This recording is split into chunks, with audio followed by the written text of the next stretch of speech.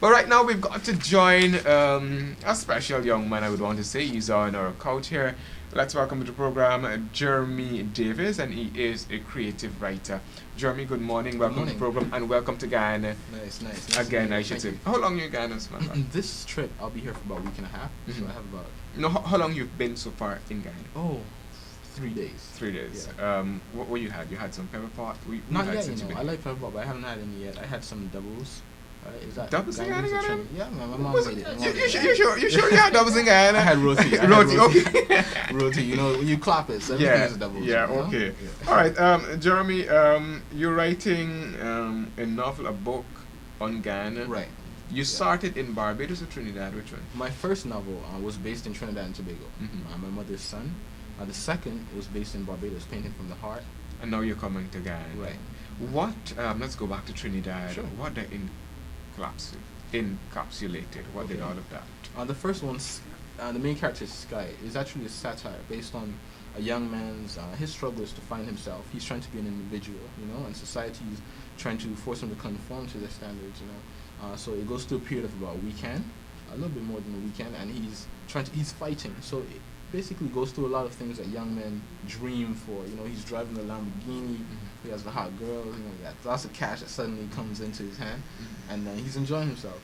But it's a roller coaster emotion, so it goes up and down. And what happens? You know, can the world break the values of my mother's son? And that's the whole theme of it. Okay. Is anywhere within all of that you've got the true Trinidadian culture? Yes, I would say so.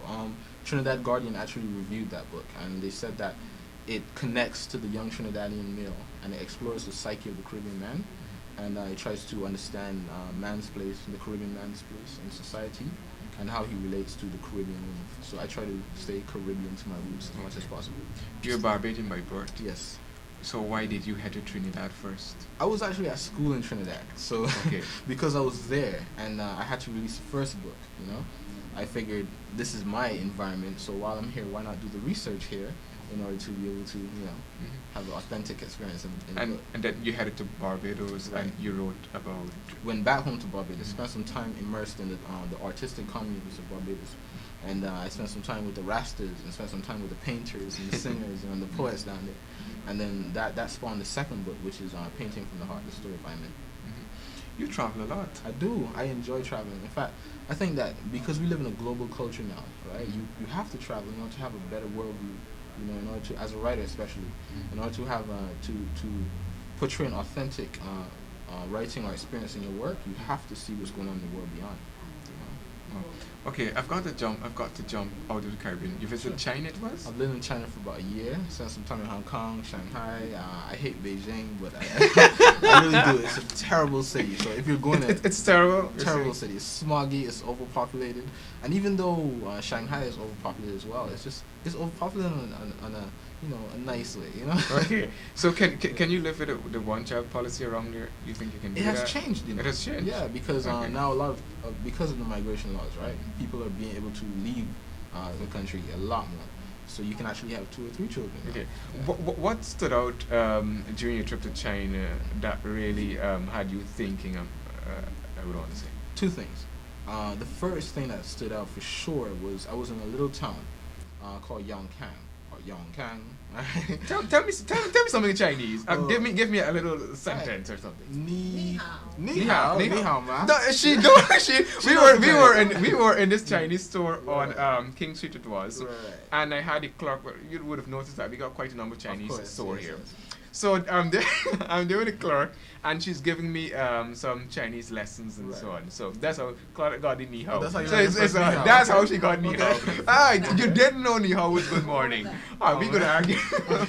So what else? Ni hao. So ni hao is actually hello. Ni hao ma is how are you? Ni hao. Right. So and you know the thing about it is that you can actually be saying ma, and there are 4 tones, right? So you can say ma. Right, and you could be saying something. You can be calling someone a cow, and you don't know. Okay. Right. And so did you learn anything? Any acrobatic? Anything? Oh, martial arts. Yeah. The thing is, I've studied martial arts before, which is one of the things that actually made me want to go to China. So yeah, I studied a little. When will you stop traveling? Will you ever? Never. Never. Actually, this is a question my family keep asking me. You know, they're like, "So, Jeremy, when are you gonna settle down? You know, have a wife and some kids?" I think that's the first thing they ask. Yeah, of course, it's family, right? Yeah, my mom wants to be a grandmother, so you know. Yeah, and I'm like, you know, in time, you know, my experience right now as a young man is to try to develop myself artistically. Do you think it gives you a better appreciation and understanding of the world and how people think and how you operate once you would have experienced the various cultures? Yes, it has made me a lot more open-minded. A lot of things that people would, when I talk to people in the Caribbean, I try to talk to them about what's going on, and you know, they're like, "Oh, you did that, or you ate that." I'm like, "No, it's food." Do you think what we see coming through the television give us a fair analysis of what's happening the world over? Well, now it's becoming a lot more accurate. You know, I would say about 5 or 6 years ago, no, because it was skewed, right? Hollywood has like Kung Fu Panda is not an accurate portrayal of what's going on in China. Not everyone knows martial arts, you know. All right, let's jump to Ghana. Time to from us. You're going to write about our culture. You're going to write about our people. Right. Tell us how you're planning on putting all of that together. I do a lot of research. So actually, what I try to do is immerse myself in culture as much as possible. I'm actually headed out to Berbice today. I want to spend some time in the market out there. You know, I was at Parika.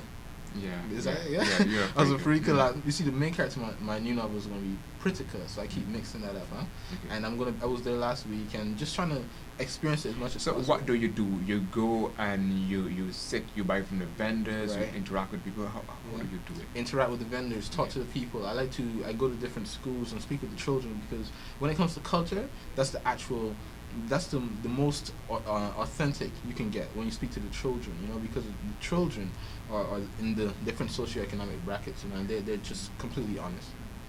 Yeah. All right. So, how long would it take you again to put together what you would have observed and your research and everything? It depends. If I do it simultaneously, I write and I study, then it takes me usually, I'd say, about a year and a half. However, I was here last year. I did 3 months in Ghana last year, so You're here, all right? Okay. Yeah, I did 3 months last year, so I did have some.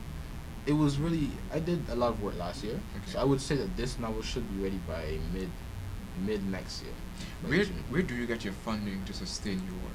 My work sustains me, but also I do a lot of ghostwriting, and I work with some children. I've worked as I wouldn't say motivational speaker, but I've worked speaking to young people. I've done conferences. I do a lot of consultancy. I do marketing. I have an MBA in business and marketing, so I've done marketing consultancy, creative consultancy, working with businesses, so businesses can feel free to contact me.